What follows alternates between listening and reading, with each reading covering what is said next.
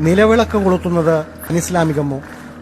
ഇതേ ചൊല്ലിയുള്ള വാദപ്രതിവാദങ്ങൾ നേരത്തെയും മുസ്ലിം സമുദായത്തിൽ ഉണ്ടായിട്ടുണ്ട്. ഇപ്പോൾ അത് വീണ്ടും സജീവമായിരിക്കുന്നു. കാരണക്കാർ സൂപ്പർ താരം മമ്മൂട്ടിയും വിദ്യാഭ്യാസ മന്ത്രി PK അബ്ദുറബ്ബുമാണ്. വിവാദത്തിന് തിരികൊളുത്തിയത് തിരുവനന്തപുരത്തെ PN പണിക്കർ അനുസ്മരണ വേദിയിൽ. ഉദ്ഘാടന ചടങ്ങിൽ നിലവിളക്ക് കൊളുത്താൻ വിസമ്മതിച്ച വിദ്യാഭ്യാസ മന്ത്രിയെ മമ്മൂട്ടി ഉപദേശിച്ചു.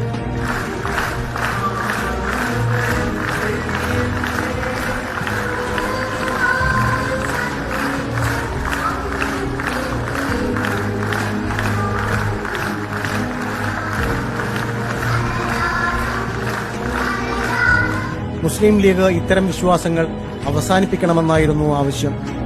നിലവിളക്ക് കൊളുത്തൽ ഏതെങ്കിലും മതത്തിന്റെ ആചാരമല്ല, മതാചാരപ്രകാരം ജീവിക്കുന്നയാളാണ് താനെന്നും മമ്മൂട്ടി മന്ത്രിയോട് പറഞ്ഞു. ഉദ്ഘാടകനായ PJ കുര്യനും മമ്മൂട്ടിയെ പിന്തുണച്ചു.